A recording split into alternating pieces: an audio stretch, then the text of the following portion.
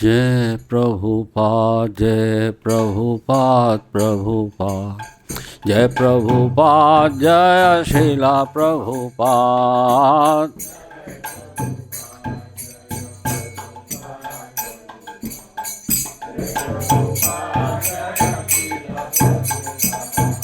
जय प्रभुपाद जय प्रभुपाद प्रभुपाद जय प्रभुपाद जय श्रीला प्रभुपाद।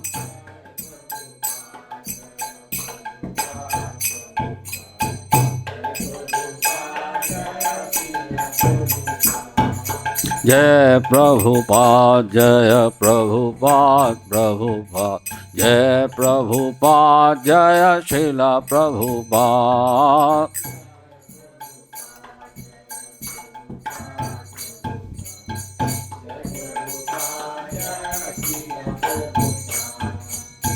ज्ञान की गंगा को बहाया तुमने, ज्ञान की गंगा को बहाया तुमने, कृष्ण की भक्ति को जगाया तुमने।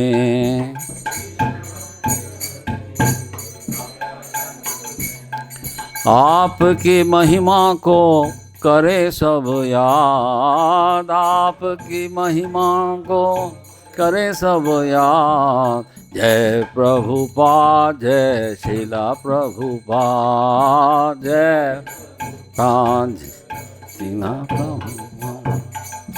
वचन गुरु के निभाने के लिए,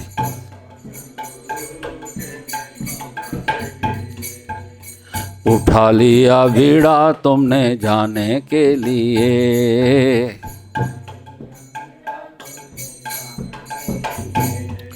वचन गुरु के निभाने के लिए,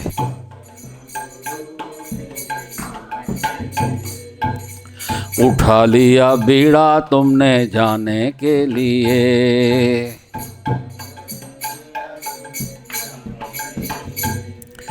बांट दिया तुमने कृष्ण नाम का प्रसाद।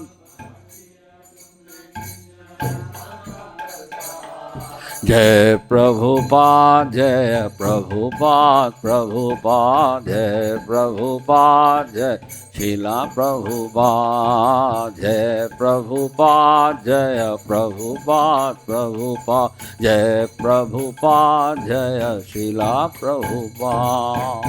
जय श्रीला प्रभुपाद लीलामृत की। नमो ओम विष्णुपादाय कृष्ण पृष्ठाय भूतले श्रीमते भक्ति वेदांत प्रभु श्रीमते भक्ति वेदांत स्वामी इति नामिने।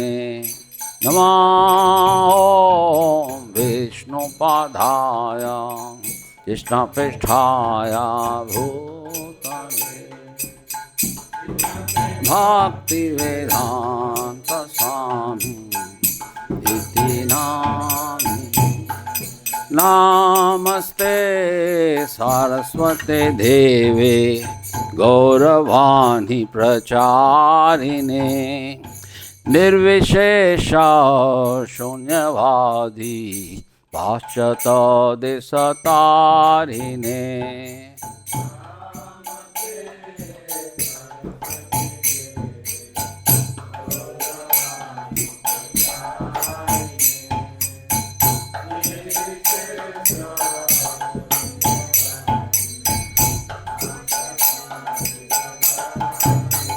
जय श्री कृष्ण चैतन्य प्रभु नित्यानंद श्री अद्वैत गदाधर शिवासादि गौरभक्तवृंद।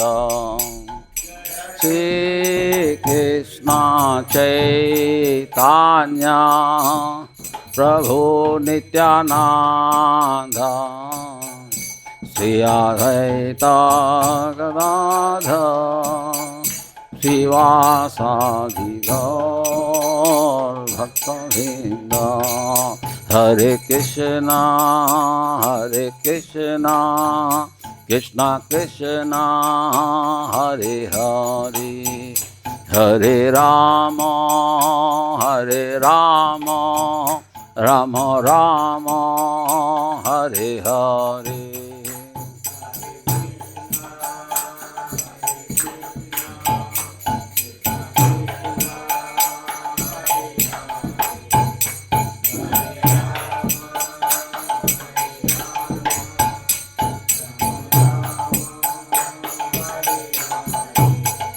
हरे कृष्णा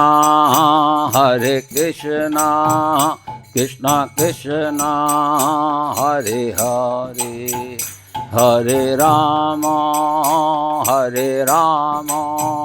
राम राम हरे हरे।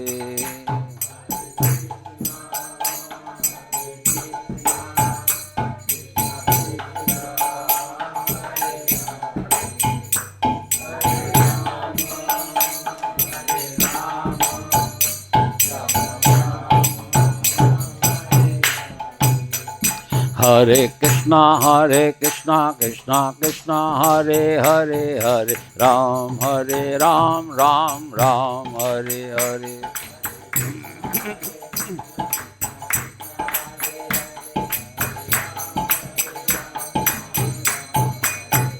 हरे कृष्णा कृष्णा कृष्णा हरे हरे, हरे राम राम राम हरे हरे।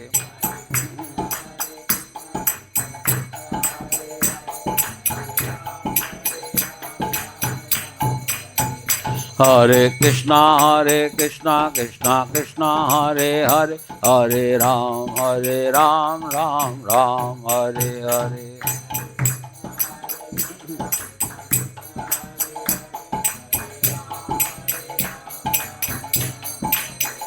हरे कृष्णा कृष्णा कृष्णा हरे हरे, हरे राम राम राम हरे हरे।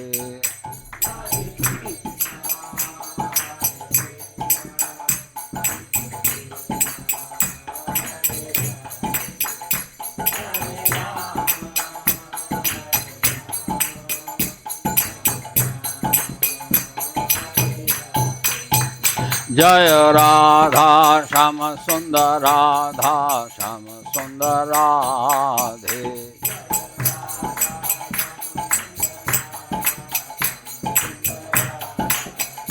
जय कृष्ण बलराम जय वृंदावन धाम।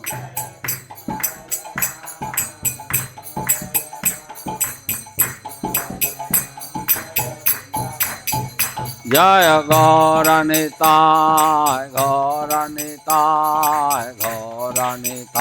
जय गौरनिताय।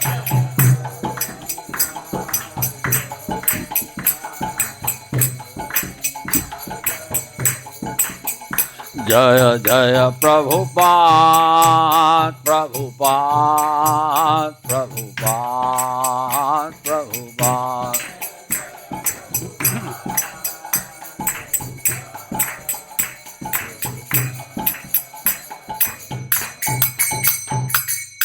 निताई गौर सीतानाथ प्रेमानंदे हरि हरि बोल। जय शिल प्रभुपाद लीला अमृत की जय, अनंत कोटि वैष्णव भक्तवृंद की जय। निताई गौर सीतानाथ प्रेमानंदे हरि हरि बोल।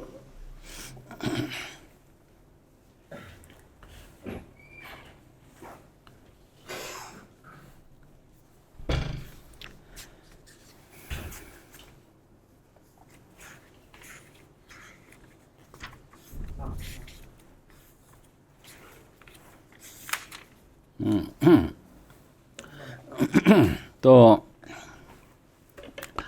आप सभी का श्री कृष्ण बलराम मंदिर के आज के सायंकालीन रविवार्य शिल प्रभुपाद लीला अमृत के इस सत्र में आपका हार्दिक अभिनंदन, आपको कोटि कोटि वंदन। और हमारे साथ जुड़े हुए ऑनलाइन व्यूअर्स, उनका भी हम हार्दिक अभिनंदन और उनके चरणों में कोटि कोटि वंदन। तो श्रील प्रभुपाद का जो एक ग्रंथ है प्रभुपाद लीला अमृत, परम पूज्य सत्स्वरूप दास गोस्वामी महाराज के द्वारा रचित ये ग्रंथ, कोई यदि अपने जीवन में एक बार भी इसको पठन कर लेता है तो वो जीवन भर कभी इस्कॉन को छोड़ नहीं पाएगा। इस्कॉन को कभी वो छोड़ नहीं पाएगा। इस्कॉन मतलब क्या? इस्कॉन मतलब प्रभुपाद। इस्कॉन मतलब प्रभुपाद। तो प्रभुपाद लीलामृत को पढ़ना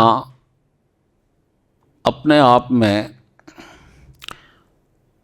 कृष्ण भक्ति स्वयं जागृत हो जाती है। अलग से कृष्ण भक्ति करने की आवश्यकता नहीं है। तो प्रभुपाद ने ज्ञान की गंगा को बहाया तुमने, ज्ञान की गंगा को पूरे विश्व में बहाने वाले, कृष्ण की भक्ति को जगाने वाले श्रील प्रभुपाद। तो प्रभुपाद के हम सदैव ऋणी हैं और ऋणी रहेंगे, क्योंकि इस जगत में अज्ञानता के कारण सामान्य लोग नहीं जानते कि कृष्ण कौन है, कृष्ण के साथ हमारा क्या संबंध है। जो व्यक्ति इतना जान लेता है कि भगवान श्री कृष्ण जो हैं वही वास्तव में सब जीवों के माता पिता बंधु सखा वही हैं, जो केवल इतना जान लेता है वो सब पापों से मुक्त हो जाता है।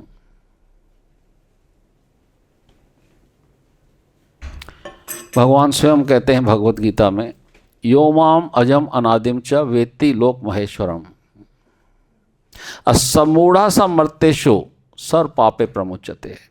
जो व्यक्ति केवल इतना जान लेता है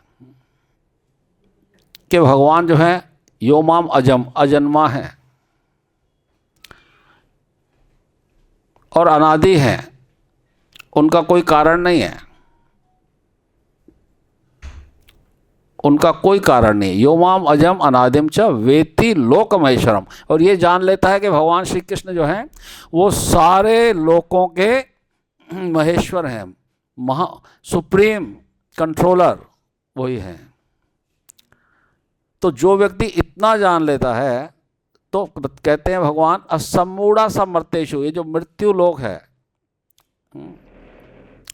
ये 14 भुवन, असमूढ़ा समर्तेषु सर पापे प्रमुचित है, सब पापों से मुक्त हो जाता। तो ये जानकारी देने वाले हमारे को श्रील प्रभुपाद, श्रील प्रभुपाद की कृपा से हम ये जान पाए कि भगवान श्री कृष्ण के साथ हमारा क्या संबंध है। नहीं तो हमारी स्थिति भी वैसी ही थी। प्रभुपाद से जुड़ने से पहले हम समझते थे, जैसे सब लोग कहते हैं अजी सब एक हैं, सब एक हैं, किसी की पूजा कर लो। तो उनको भेद नहीं मालूम कि भगवान श्री कृष्ण में और अन्य जितने भी देव हैं, देवता हैं, उनमें भेद क्या है। एक एकला ईश्वरा कृष्णा आर सब भर्त्या, कि भगवान श्री कृष्ण जो हैं वही एक सुप्रीम है और बाकी सब उनके सेवक हैं। तो ये जान लेना और इसको मान लेना और मान करके अपने जीवन में उसको स्वीकार कर लेना और भगवान के साथ अपने भूले हुए संबंध को वापस पुनः जोड़ लेना,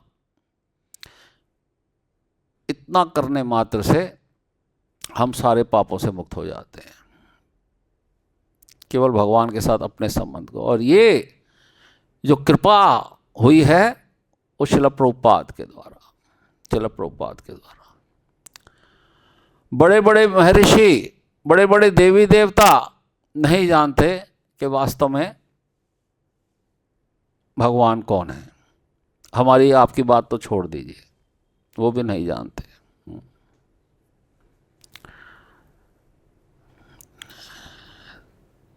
कृष्णास्तु भगवान स्वयं, कृष्ण ही स्वयं भगवान है। एते चांश कला पुंसा कृष्णास्तु भगवान स्वयं।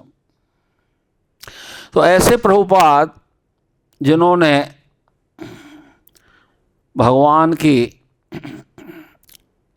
इस महिमा का पूरे जगत में गुणगान किया, कृष्ण की भक्ति को पूरे जगत को दिया, जीव को भगवान के साथ उसके संबंध को वापस पुनः जोड़ दिया, तो ऐसे श्रील प्रभुपाद के हम ऋणी हैं और सदैव ऋणी रहेंगे। हरे कृष्णा। तो आज के इस प्रसंग को आगे बढ़ाते हुए श्रील प्रभुपाद, ये प्रकरण चल रहा है 18 और इस अध्याय का नाम है कार्य आरंभ।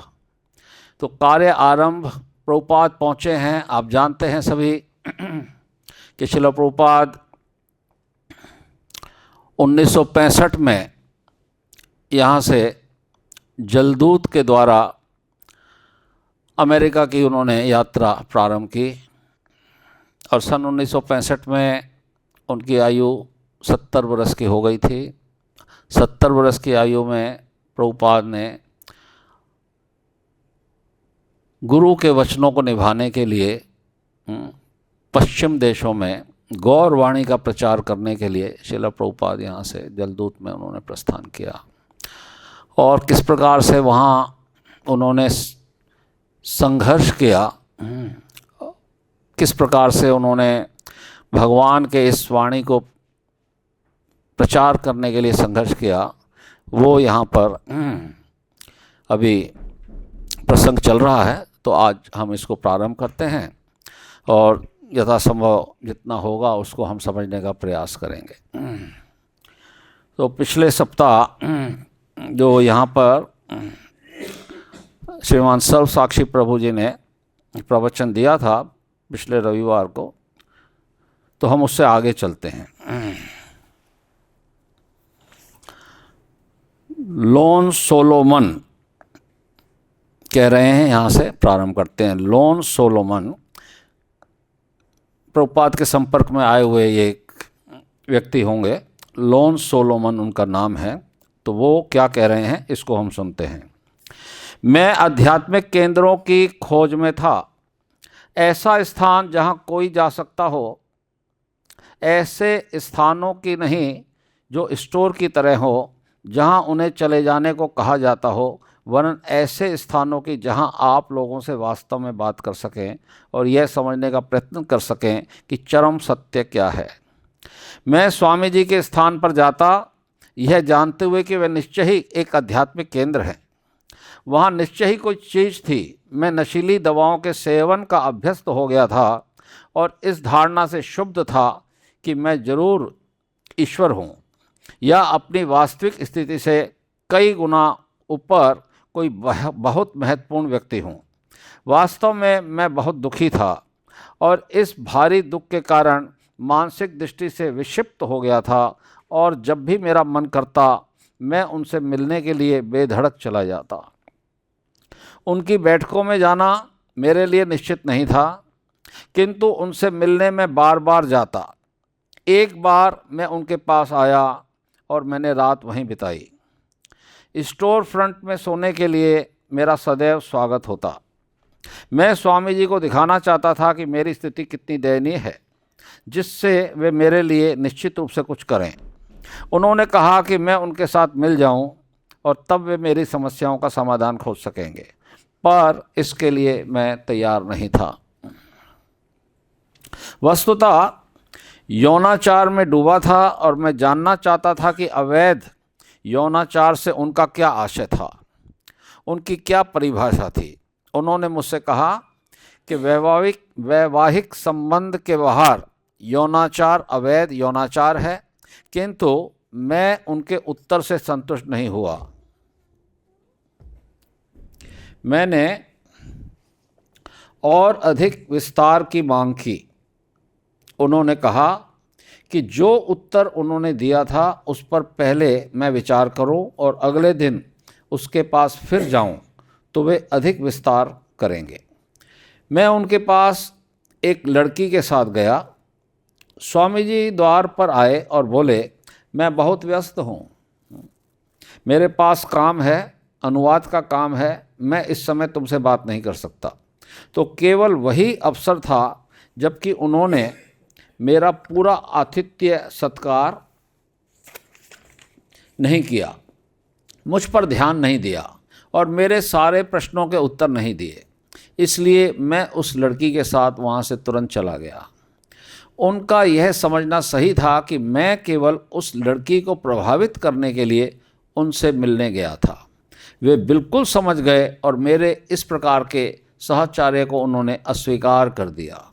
किंतु जब भी मैं उनके पास में जाता और वे हमेशा मेरी सहायता करते। कभी कभी विद्वत्ता का दम भरने वाले नवयुवक स्वामी जी के भगवत गीता विषयक ज्ञान की परीक्षा करने आते थे। आपने भगवत गीता पढ़ी है? प्रभुपाद कहते, तो आपका क्या निष्कर्ष है? यदि आप गीता को जानने का दावा करते हैं तो आपको कृष्ण द्वारा प्रस्तुत निष्कर्ष का ज्ञान होना चाहिए। किंतु अधिकतर लोगों का यह विचार नहीं था कि गीता का कोई निश्चित निष्कर्ष है, और यदि कोई निष्कर्ष होता भी तो इसका तात्पर्य यह नहीं था कि लोग अपने जीवन को उस निष्कर्ष के अनुसार ढालें। गीता एक आध्यात्मिक पुस्तक थी और किसी को उसका अनुसरण करने की जरूरत नहीं थी। एक नवयुवक स्वामी जी के पास यह प्रश्न लेकर के आया, अगले सप्ताह से आप किस प्रकार से व्याख्यान देंगे? क्या आप Tibetan book of the dead को पढ़ाएंगे? मानो प्रभुपाद आध्यात्मिकता की शिक्षा विश्व धर्म के विद्यालयी सर्वेक्षण पाठ्यक्रम के रूप में देने वाले हों। प्रभुपाद ने उत्तर दिया, भगवत गीता में हर वस्तु प्राप्य है, हम उसके एक श्लोक का अध्ययन 3 महीनों तक कर सकते हैं। और अन्य प्रश्न भी पूछे गए। कैमस के बारे में आपका क्या कहना है? कैमस का दर्शन क्या है? प्रभुपाद ने पूछा। उसका कहना है कि हर वस्तु असंगत है, और दार्शनिक प्रश्न केवल यही है कि क्या आत्महत्या करनी चाहिए या नहीं। इसका तात्पर्य यह है कि हर वस्तु उसके लिए असंगत है, भौतिक जगत असंगत है, किंतु उसके आगे आध्यात्मिक लोक है। इसका आशय यह है कि वह आत्मा को नहीं जानता, आत्मा का वध नहीं हो सकता। विभिन्न विचारकों के अनुयायी उनके पास आते। निश्चय के बारे में आप क्या कहते हैं? Kafka, Timothy Leary, Bob Dylan. Prabhupada पूछते कि उनके दार्शनिक सिद्धांत क्या हैं, और प्रत्येक अनुयायी को अपने विशेष बौद्धिक नायक के पक्ष की व्याख्या करके उसका समर्थन करना पड़ता। वे सभी दिमागी अटकलबाजी करने वाले हैं। प्रभुपाद कहते, इस भौतिक जगत में हम सभी बद आत्माएं हैं। आपका ज्ञान अधूरा है, आपकी इंद्रियां कुंठित हैं, आपके मत का क्या मूल्य है? हमें परिपूर्ण अधिकारी कृष्ण से जानना है। तो ये सारी बात लोन सोलमैन जो हैं प्रभुपाद के एक जो शिष्य, एस्पायरिंग शिष्य रहे होंगे, जो उनके संपर्क में थे, उनके द्वारा ये बताया जा रहा है कि प्रभुपाद के पास वो अक्सर जाया करते थे। प्रभुपाद में इतना आकर्षण था कि एक दफ़ा जो प्रभुपाद से मिल लेता था तो फिर प्रभुपाद को भुला नहीं पाता था। एक समय की बात है कि जब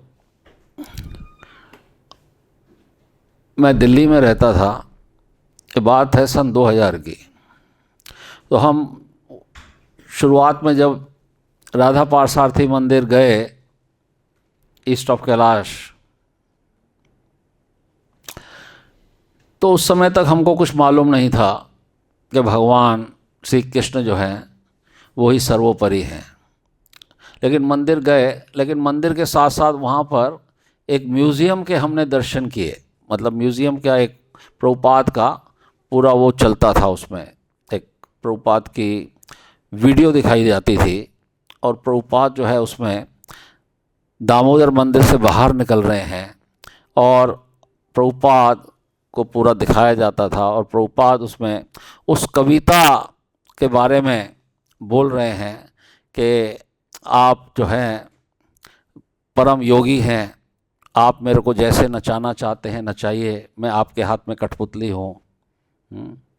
इस प्रकार से प्रभुपाद वो कविता भी बोल रहे हैं। प्रभुपाद का बड़ा सुंदर वो वीडियो जब हमने देखा वहाँ उसमें, तो मैं इतना उनसे प्रभावित हो गया, इतना प्रभावित हो गया कि अब जब कभी कोई हमारे रिश्तेदार संबंधी हमसे मिलने आते थे तो मैं उनको ईस्ट ऑफ कैलाश मंदिर ले जाता था। और मेरा लक्ष्य ये नहीं होता था, कह के तो हम यही जाते कि हम राधा पार्सार्थी मंदिर चल रहे हैं, लेकिन उनको मैं वहाँ प्रभुपाद के उस ऑडिटोरियम में बिठा देता था। वो एक सिनेमा हॉल की तरह वो पूरा बना हुआ था और उसमें बिठा देते थे और हम उनको सबको श्रील प्रभुपाद के दर्शन कराते थे। तो मेरे मन में इतनी उत्सुकता रहती थी कि मैं जो भी मेरे संपर्क में आए मैं उसको प्रभुपाद के दर्शन कराऊं, वो दिखाऊं। तो पता नहीं प्रभुपाद को क्या ऐसी कृपा उन्होंने हमारे ऊपर कर दी कि हमें पता नहीं था उस समय कि हम मंदिर से, इस्कॉन मंदिर में जुड़ेंगे और हमारा इस तरीके से हम संपर्क में आएंगे भक्तों के, और एक समय जो है हम वृंदावन पहुंचेंगे और एक समय जो है हम यहाँ बैठ करके आपके सामने प्रभुपाद के लीलामृत को पढ़ेंगे। बिल्कुल नहीं, ये साक्षात प्रभुपाद की शक्ति कार्य कर रही है। प्रभुपाद आज भी हमारे साथ में हैं। प्रभुपाद जो अपने मिशन को अधूरा छोड़ गए हैं, प्रभुपाद ये हमसे अपेक्षा करते हैं कि हम उनके मिशन को आगे बढ़ाएं। और प्रभुपाद कि जब हम किसी प्रकार से सेवा करते हैं, प्रभुपाद के पुस्तकों का वितरण करते हैं, प्रभुपाद के मंदिर में किसी प्रकार की हम सेवा करते हैं, तो निश्चित रूप से प्रभुपाद की कृपा हमारे ऊपर बरसती है। प्रभुपाद की कृपा हमारे ऊपर बरसती है, इसमें कहीं कोई दो राय नहीं है। तो यहाँ ये जो जिनका नाम यहाँ बताया गया है, तो वो भी प्रभुपाद के पास आते थे, लोन सोलोमन, और अनेक प्रकार से कई प्रकार के प्रश्न जो है उनसे किया करते थे। तो यहाँ पर प्रभुपाद कह रहे हैं कि हमें परिपूर्ण अधिकारी कृष्ण से जानना है। क्या आपके कहने का तात्पर्य यह है कि इन महान विचारकों में से कोई भी भागवत चेतना से युक्त नहीं है? एक लड़के ने पूछा। उनकी निष्कपटता ही उनकी भगवत चेतना है, किंतु यदि हम ईश्वर का पूर्ण ज्ञान चाहते हैं तो हमें शास्त्र का अनुगमन करना चाहिए। चुनौतियां प्राय सामने आती हैं, किंतु स्वामी जी के ओजपूर्ण और कठोर तर्क के सामने चुनौती देने वाला धीरे धीरे विचारपूर्ण मौन में डूब जाता था। क्या चीन का आध्यात्मिक ज्ञान आगे बढ़ा हुआ है? प्रभुपाद कभी कभी प्रश्नों का उत्तर अपने चेहरे को केवल कर्कश बना कर देते थे। मैं तो स्वयं वेदांत का अनुयायी हूँ। क्या आप जानते हैं कि वेदांत का अर्थ क्या है? वेदांत का पहला सूत्र क्या है? क्या आप जानते हैं? नहीं, मैं नहीं।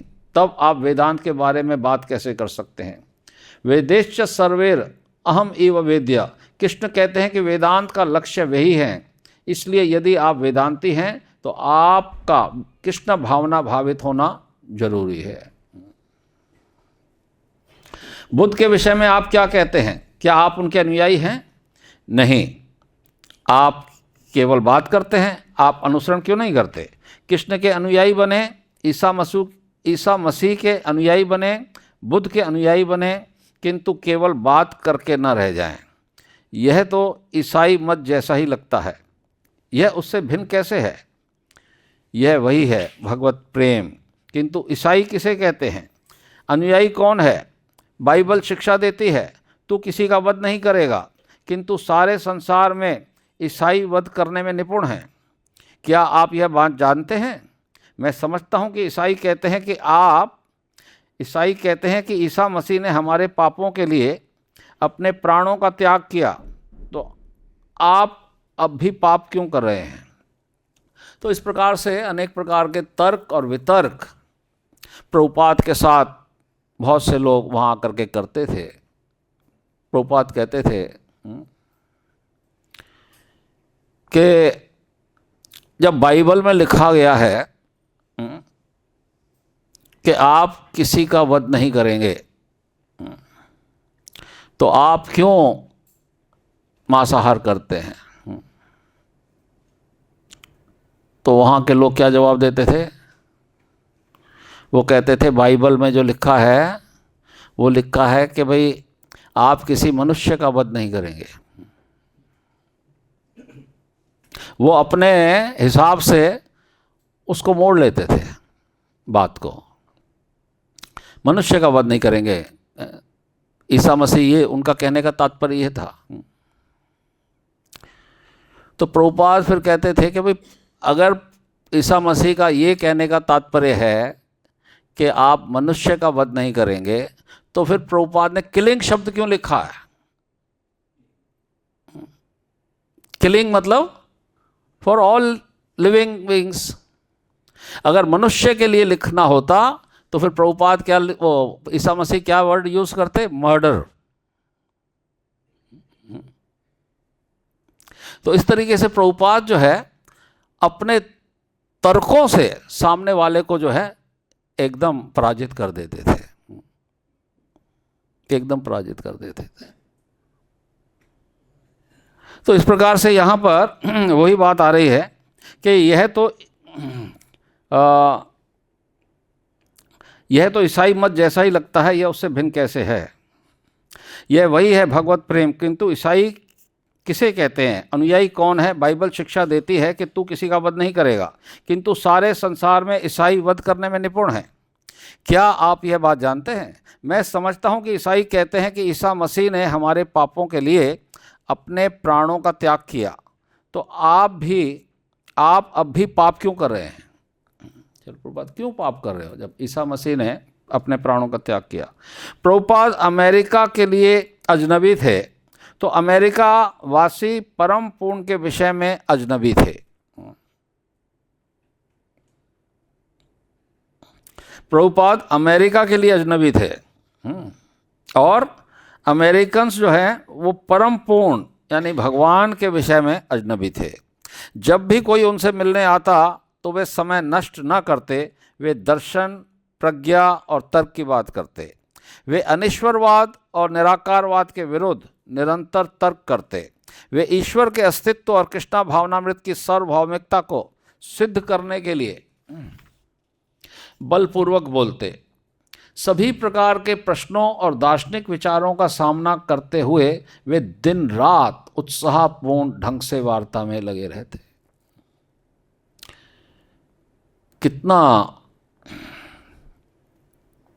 प्रभुपाद कितना एक तरीके से संघर्ष कर रहे थे प्रभुपाद भगवान के इस ज्ञान को प्रदान करने के लिए। कितना प्रभुपाद दिन रात अपनी शक्ति, अपनी ऊर्जा जो है उसमें लगाए रखते थे। ये केवल सुनने और कहने की बात नहीं है, ये विचारणीय बात है, ये विचार करने वाली बात है। एक व्यक्ति 70 वर्ष की आयु में यहाँ से अमेरिका पहुँचता है और किस प्रकार से वहाँ पर जो है अपने इस मिशन को, इस आंदोलन को एक अकेला व्यक्ति स्वयं, कोई साथ में नहीं, केवल भगवान और भगवान के जो ग्रंथ वो अपने साथ में लेके गए, पूर्ण विश्वास के साथ श्रील प्रभुपाद आगे बढ़ रहे हैं। तो आगे है, वे दूसरों की सुनते भी थे और उन्होंने स्थानीय लोगों के विस्तृत तर्क वितर्क सुने युद्ध और अमेरिकी समाज के प्रति अमेरिका के नवयुवकों को असंतोष के विषय में उन्हें सुनने को मिलता रहता था। एक दिन एक लड़के ने उनसे कहा कि वह विवाह इसलिए नहीं करना चाहता था क्योंकि उसे कोई विशुद्ध लड़की नहीं मिल रही थी, इससे अच्छा होगा कि वह वेश्याओं से काम चलाए। एक दूसरे ने उन्हें विश्वास में लेते हुए बताया कि उसकी मां की योजना गर्भपात कराकर उसे मार डालने की थी, किंतु अंतिम क्षणों में उसकी दादी ने उसकी मां को ऐसा न करने के लिए राजी कर लिया। वे समलिंगी कामी लोगों की भी बातें सुनते रहते थे।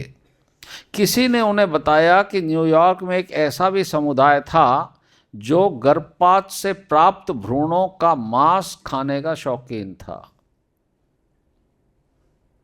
बताइए क्या हालत थी, कहाँ जाकर के प्रभुपाद ने इस मिशन को स्थापित किया है, किन लोगों के बीच में प्रभुपाद गए।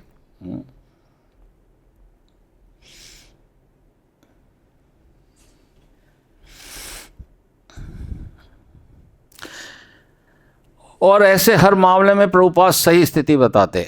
वे मार्क्सवादियों से बात करते और समझाते कि यद्यपि मार्क्स कहता था कि सारी संपत्ति राज्य की है, पर वास्तविकता यह है कि हर वस्तु ईश्वर की है। केवल आध्यात्मिक साम्यवाद ही जो ईश्वर को केंद्र में रखकर चलता है वास्तव में सफल हो सकता है। वे एलएसडी सेवन से प्राप्त झलकों को दृष्टि भ्रम बताकर उनकी निंदा करते और बताते कि ईश्वर को वस्तुतः कैसे देखा जा सकता है और ईश्वर का स्वरूप कैसा है। यद्यपि केवल एक ही बार आने वाले ऐसे कितने ही अभ्यागत आए और चले गए, पर कुछ ऐसे मित्र भी आए जो यह देखने के लिए रुकने लगे कि स्वामी जी अपने अतिथियों के साथ कैसा व्यवहार करते हैं। वे स्वामी जी के तर्कों की लोगों के प्रति उनकी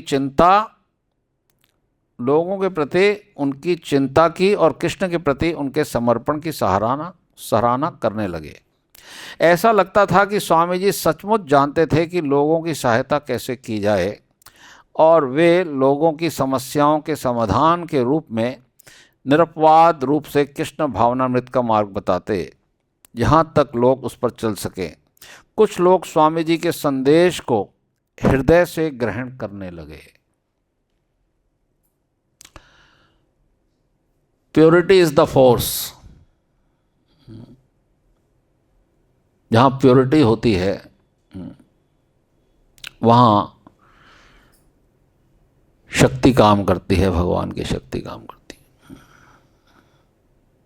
प्रभुपाद अपने एक कोट में कह रहे थे अभी कुछ दिन पहले कि ये भी गंभीरतापूर्वक हम भगवान का प्रचार करते हैं तो भगवान व्यवस्था कर देते हैं, हमको कोई ना कोई हमारे पास ऐसे भक्तों को भेज देते हैं हमारी सहायता करने के लिए, निश्चित रूप से भेज देते हैं। जब हम बिल्कुल निस्वार्थ भाव से प्रभुपाद बताते हैं कि हम भगवान का प्रचार करते हैं तो भगवान निश्चित रूप से हमारी मदद करते हैं। तो ऐसे ही भगवान सबके हृदय में है। भगवान तो सबके हृदय में है। सर्वस्य चाम हृदय सन्निविष्टो मता स्मृति ज्ञान अपोनम च। तो भगवान जब सबके हृदय में है, तो जब भगवान देखते हैं कि ये व्यक्ति मेरा कार्य कर रहा है तो भगवान फिर उसकी निश्चित रूप से मदद करते हैं।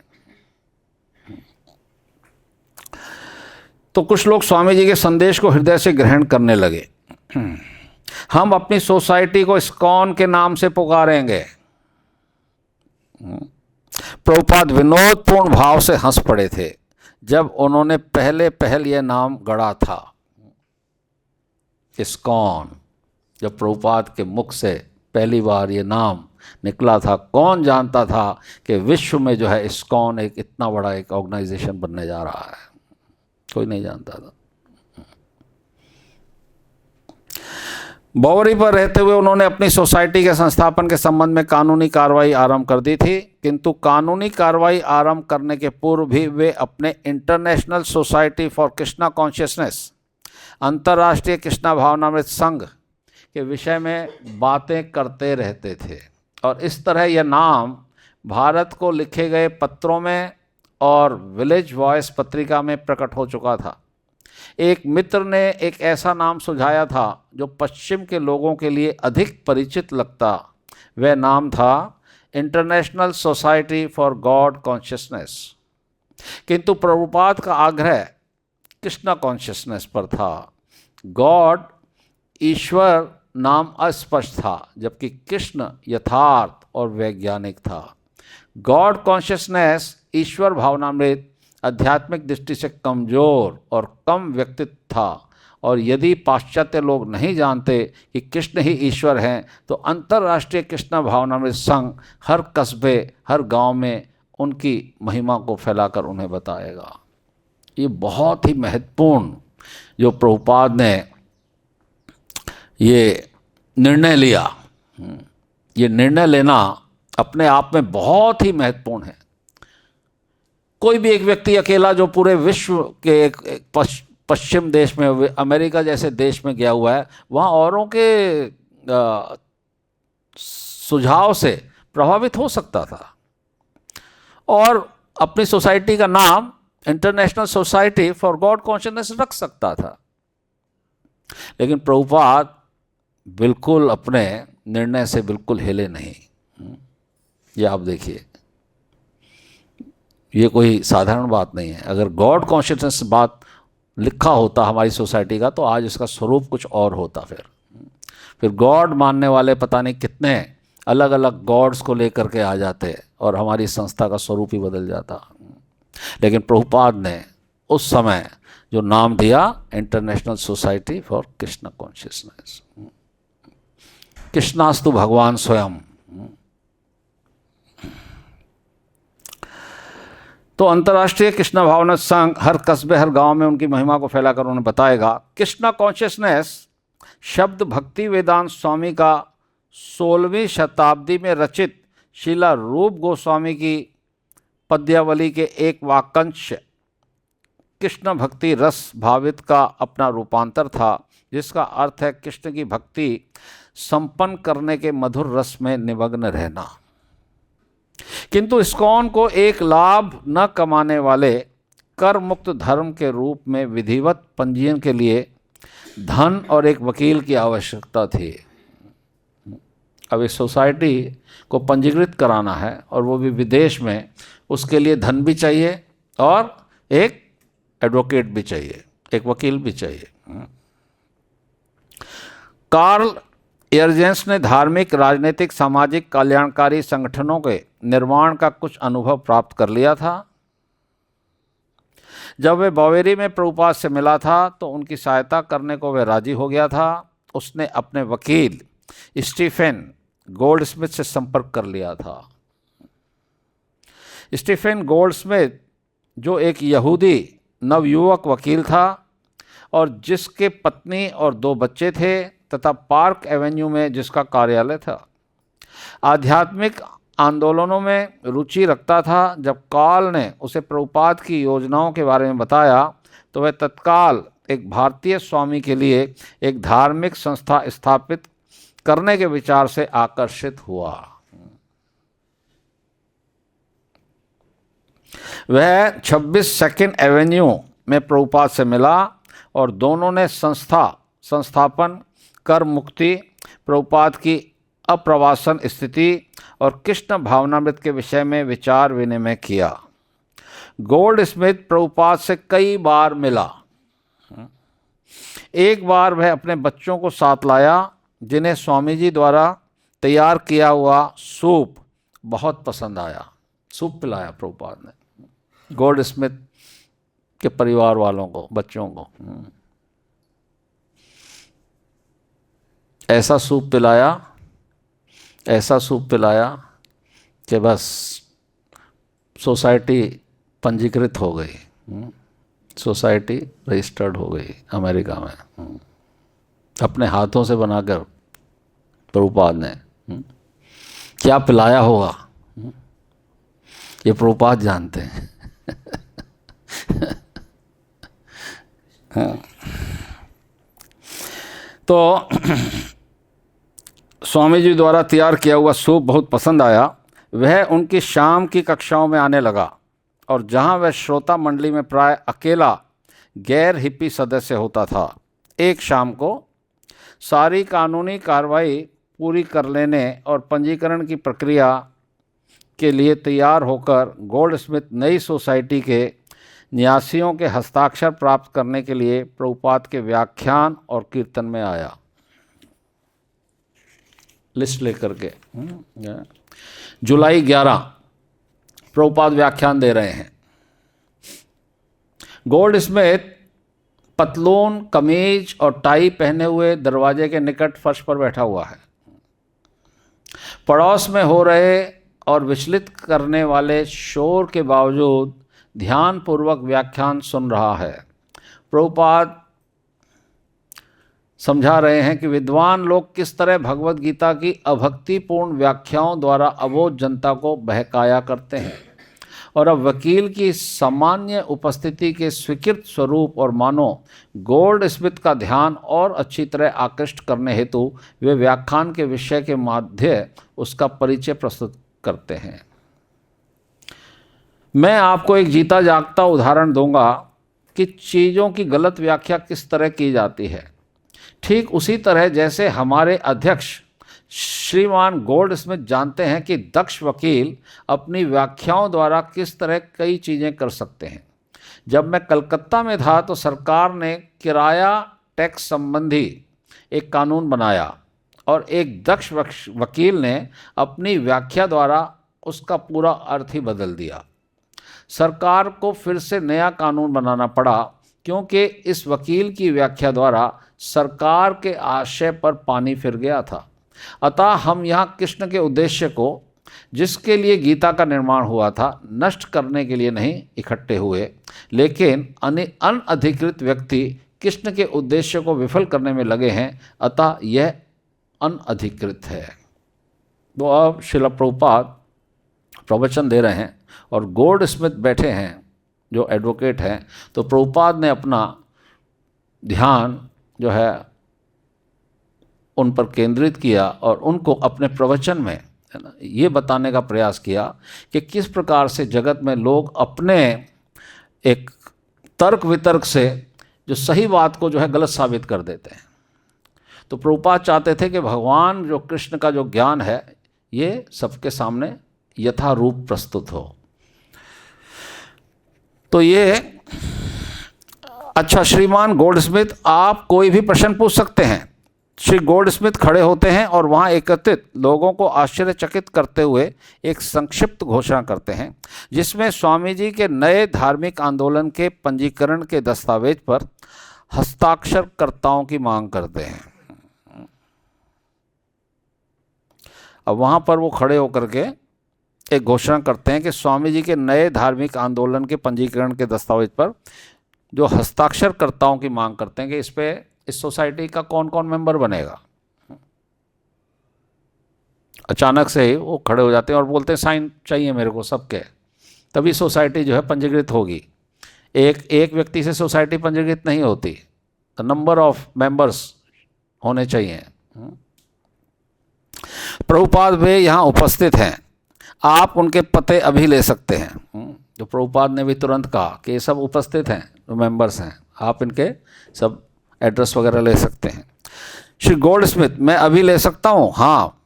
प्रभुपाद, हाँ आप ले सकते हैं। बिल, तुम अपना पता दे सकते हो, और रेफल तुम अपना दे सकते हो, और डॉन, राय, श्रीमान ग्रीन। प्रभुपाद ने तुरंत सबको जो है कहा कि भाई आ जाओ। बैठक जो ही समाप्त होती है, न्यासियों के रूप में हस्ताक्षर के लिए जिनके नाम पुकारे गए थे वे उस छोटे स्टोर फ्रंट के सामने आकर खड़े हो जाते हैं और वकील ने अपनी पतली सी अटैची से जो पन्ने निकाले उनको सरसरी निगाह से देखने और यथा निर्देश उन पर हस्ताक्षर करने के लिए प्रतीक्षा करते हैं। फिर भी उनमें से एक भी व्यक्ति कृष्णा भावना के प्रति प्रतिबद्ध नहीं था। प्रभुपाद ने सबको जो है सोसाइटी में ले लिया, साइन करा लिए, लेकिन कोई भी व्यक्ति जो है कृष्ण भावना के प्रति जो है उनका कोई प्रतिबद्ध नहीं था, है ना। कोई वो ऐसे नहीं थे कि वो बिल्कुल समर्पित थे, लेकिन प्रभुपाद ने उनको साथ में लिया। श्रीमान गोल्डस्मिथ को यथा आवश्यक संख्या में हस्ताक्षरकर्ता मिल जाते हैं। वे थोड़े से ऐसे लोग हैं जो स्वामी जी से सहानुभूति रखते हैं और उनकी सहायता के लिए जिनके मन में पर्याप्त सम्मान है। सर्वप्रथम न्यासी जो संघ का अगला वार्षिक अधिवेशन होने तक 1 वर्ष के लिए पद अधिकारी रहेंगे, माइकल ग्रांट, जो दस्तावेज पढ़े बिना ही अपने हस्ताक्षर कर देता है और पता लिख देता है। क्या लिखा है नहीं पता, साइन कहाँ करना है, चलो। माइक की महिला मित्र जेन और जेम्स ग्रीन हैं। इनमें से किसी का भी इरादा धार्मिक संघ के ट्रस्टी के रूप में किसी भी औपचारिक दायित्व को गंभीरतापूर्वक हाथ में लेना नहीं है, किंतु स्वामी जी के प्रगतिशील संघ को कानूनी अस्तित्व में लाने के लिए अपने हस्ताक्षर से उनकी सहायता करने में उन्हें प्रसन्नता है। कानून के अनुसार न्यासियों का एक दूसरा दल दूसरे साल के लिए कार्यभार संभालेगा। वे हैं पॉल गार्डिनर, राय और डॉन। तीसरे वर्ष के न्यासी हैं कॉल, एयरजेंस, बिल, एप्स्टीन और रेफल। उनमें से कोई भी ठीक ठाक नहीं जानता था कि आधे दर्जन कानूनी आकार में टंकित पृष्ठों का आशय क्या है, सिवाय इसके कि स्वामी जी एक सोसाइटी बना रहे हैं। तो जिन्होंने भी साइन किया वो नहीं जानते थे कि इस सोसाइटी का पर्पस क्या है, इस सोसाइटी के पेपर्स पे क्या लिखा हुआ है। केवल वो स्वामी जी के इस पे साइन करो, साइन कर दिए उन्होंने। तो केवल वो इतना ही जानते थे कि स्वामी जी एक सोसाइटी बना रहे हैं। क्यों? कर से छूट के लिए, यदि कोई बड़ी धनराशि अनुदान में दे और अन्य लाभों के लिए जो एक पंजीकृत धार्मिक सोसाइटी प्राप्त कर सके। किंतु वर्तमान परिस्थिति में ये उद्देश्य न तो बहुत महत्वपूर्ण है न प्रासंगिक। अनुदान कौन देगा? कदाचित श्रीमान गोल्डस्मिथ, जिनके अतिरिक्त किसके पास इतना धन है। किंतु प्रभुपाद अपनी योजना भविष्य के लिए बना रहे हैं और उनकी योजना कर में छूट से कहीं अधिक के लिए है। वे अपने आध्यात्मिक पूर्वजों की सेवा करने और शास्त्रों की उस भविष्यवाणी को पूरा करने का प्रयत्न कर रहे हैं कि एक आध्यात्मिक आंदोलन कलयुग में 10,000 वर्षों तक फलता फूलता रहेगा। अत्यंत विस्तार वाले कलयुग में जो 4,32,000 वर्षों तक रहेगा। 1960 ईस्वी का दशक एक क्षुद्र क्षण के समान है। वेदों में वर्णन है कि विश्व का कालचक्र 4 युगों में संचरण करता है और कलयुग सबसे निष्कृष्ट समय है। इसमें मनुष्यों के सभी आध्यात्मिक गुणों में ह्रास होता जाता है, जब तक कि मानवता सभी मानवीय सदाचारों से वंचित होकर अंततः पशुता की सभ्यता की कोटि में नहीं पहुंच जाती। परंतु वैदिक साहित्य आध्यात्मिक जीवन के एक स्वर्ण युग की भविष्यवाणी करता है, जो चैतन्य महाप्रभु के आविर्भाव से आरंभ होकर 10,000 वर्षों तक रहेगा। ये ऐसा काल प्रवाह होगा जो कलयुग की धारा के विपरीत बहेगा, फिर भी एक ऐसी दृष्टि लिए हुए जो कल्पांत और उसके परे तक पहुंचती है। अपने 2 पैर 2nd एवेन्यू की धरती पर दृढ़ता से जमाए हुए प्रभुपाद ने अंतर्राष्ट्रीय कृष्ण भावनामृत संघ का समारंभ कर दिया। उनके ऊपर बहुत से व्यवहारिक उत्तरदायित्व हैं। किराए का भुगतान, अपने संघ का पंजीयन, प्रगतिशील विश्वव्यापी भक्त मंडली का मार्ग प्रशस्त करना इत्यादि। तो भी वे नहीं मानते कि उनके लघु शुभारंभ से उनके दिव्य उद्देश्य का महत्तर क्षेत्र किसी तरह सीमित है। वे जानते हैं कि सब कुछ कृष्ण पर अवलंबित है, इसलिए वे सफल होते हैं या विफल यह परमेश्वर पर निर्भर है। उन्हें केवल प्रयत्न करना है। चलो प्रभुपाद की। तो ये सोसाइटी बन रही है और सोसाइटी के जो मेंबर्स हैं वो ये नहीं जानते कि सोसाइटी का उद्देश्य क्या है। वो केवल इतना जानते हैं कि स्वामी जी कुछ टैक्स बचाना चाहते हैं, जो उनको डोनेशन आएगा तो डोनेशन में टैक्स की सेविंग होगी, और सेविंग तभी होगी जब सोसाइटी रजिस्टर्ड होगी। इतना ही वो जानते थे। लेकिन प्रभुपाद का जो मिशन है, प्रभुपाद के मिशन को वो नहीं जानते थे कि प्रभुपाद क्या चाहते हैं, प्रभुपाद का उद्देश्य क्या है।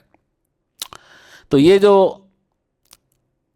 10,000 बरस हैं महाप्रभु के प्राकट्य से लेकर, this is the golden age in Kalyuga.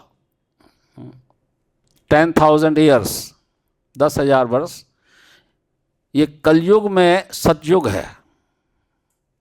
और प्रभुपाद इसी उद्देश्य को लेकर के चल रहे हैं कि किस प्रकार से ये सोसाइटी जो है जन जन में कृष्ण भावनामृत गौर वाणी का प्रचार होगा। जो महाप्रभु प्रकट हुए हैं, किस प्रकार से महाप्रभु की वाणी जन जन तक पहुंचेगी। प्रभुपाद उस भावी दृश्य को देख रहे हैं। लेकिन जो उनके मेंबर्स हैं सोसाइटी के, वो केवल इतना ही जानते थे कि शायद स्वामी जी ने कोई सोसाइटी बनाई है और हमको उसमें साइन कराया है, शायद कोई डोनेशन आएगा तो उसमें टैक्स सेविंग होगा, इनका टैक्स सेविंग होगा। तो वो इससे अधिक वो कुछ नहीं जानते थे। ठीक है, तो आज हम यहीं पे इस वाणी को विराम देते हैं। आगे जो है फिर अगले रविवार जो है आगे चलेंगे। श्रील प्रभुपाद लीलामृत की जय। श्रील प्रभुपाद की। निताई गौर सीतानाथ प्रेमानंदे। हरि हरि बोल।